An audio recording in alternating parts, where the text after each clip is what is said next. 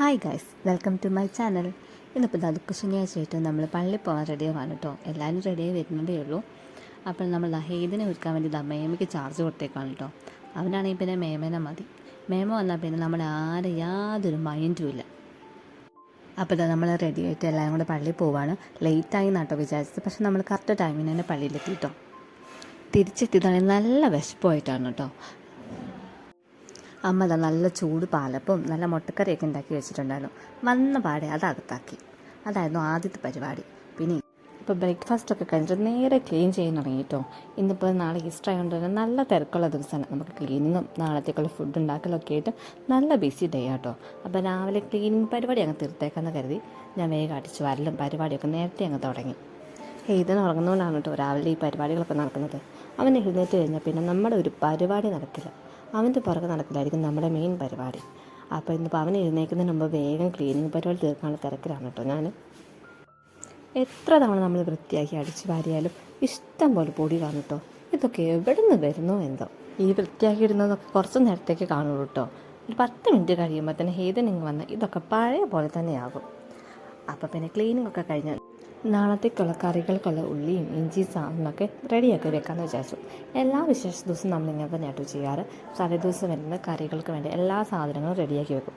നാളെ കുറച്ച് പണിയെടുത്താൽ മതിയല്ലോ. ഒരു വിശേഷ ദിവസമായിട്ട് അല്ലെങ്കിൽ രാവിലെ മുതൽ വൈകുന്നേരം വരെ നമ്മൾ അടുക്കളയിൽ തന്നെയായിരിക്കും.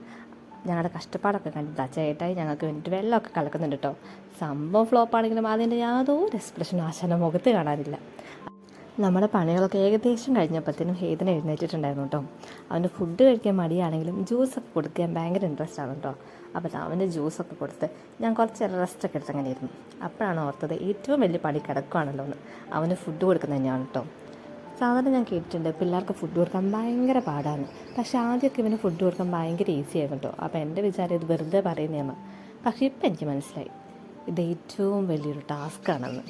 നമ്മളെത്ര ടൈം എടുത്ത് ഇവർക്ക് ഫുഡ് കൊടുത്താലും ഇവർ കഴിക്കാതിരിക്കുമ്പോൾ വരുന്നൊരു ദേഷ്യമുണ്ട്. എൻ്റെ പൊന്നും, അത് പറഞ്ഞറിയിക്കാൻ പറ്റില്ല. അവന് ഫുഡ് കൊടുത്ത് വന്നപ്പോഴത്തേക്കും നമുക്ക് വിശക്കാൻ തുടങ്ങി. അപ്പോൾ പിന്നെ ഒന്നും നോക്കിയില്ല. ഉച്ചയ്ക്ക് ഞങ്ങൾ എല്ലാവരും കൂടെ ഫുഡ് അങ്ങോട്ട് കഴിക്കാമെന്ന് വിചാരിച്ചു. കാര്യമായ വലിയ കറികളൊന്നും ഉണ്ടായിരുന്നില്ല കേട്ടോ. പക്ഷേ വിശപ്പ് കൊണ്ട് എല്ലാ കറിക്കും നല്ല ടേസ്റ്റ് ഉണ്ടായിരുന്നു. ഞാൻ ഫുഡ് കൊടുക്കാൻ നോക്കിയിട്ട് ഹീതൻ കാര്യമായിട്ടൊന്നും കഴിച്ചിട്ടുണ്ടായിരുന്നില്ല കേട്ടോ. അപ്പോൾ പിന്നെ അമ്മ ഞാനൊന്ന് കൊടുത്ത് നോക്കട്ടെ എന്നും പറഞ്ഞതാണ് കൊടുക്കാൻ ശ്രമിക്കുന്നുണ്ട് കേട്ടോ. കാര്യമായ പ്രയോജനമൊന്നും ഉണ്ടായില്ല. പിന്നെ അമ്മയ്ക്കൊരു സമാധാനം. ഫുഡും കഴിച്ചൊന്ന് റെസ്റ്റ് എടുക്കാൻ ഓർത്തപ്പോഴാണ് തുണികളൊന്നും അലക്കിയിട്ടില്ലല്ലോ എന്നോർത്തത്.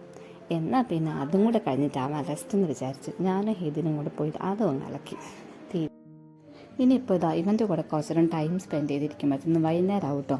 നമുക്ക് പാതിര കുർബാന വരുന്നത് വൈകുന്നേരമാണ്. അപ്പോൾ ഇനിയിപ്പോൾ അതിനൊപ്പമുള്ള തയ്യാറെടുപ്പായിട്ടോ. അപ്പോൾ ഇന്നത്തെ വീഡിയോ ഇത്രയേ ഉള്ളൂ. എല്ലാവർക്കും ഇഷ്ടപ്പെട്ടെങ്കിൽ കമൻറ്റ് ചെയ്യുക, ഷെയർ ചെയ്യുക, ലൈക്ക് ചെയ്യുക. ചാനൽ സബ്സ്ക്രൈബ് ചെയ്യാത്തവരാണെങ്കിൽ ഒന്ന് സബ്സ്ക്രൈബ് ചെയ്തേക്കണം.